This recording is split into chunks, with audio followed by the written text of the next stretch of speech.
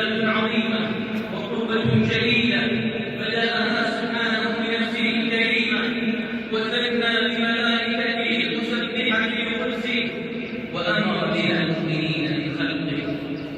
فمن حبه سبحانه لنبيه قرن طاعته بطاعته وحبه باتباعه وذكره بذكره، فلا يذكر الله جل جلاله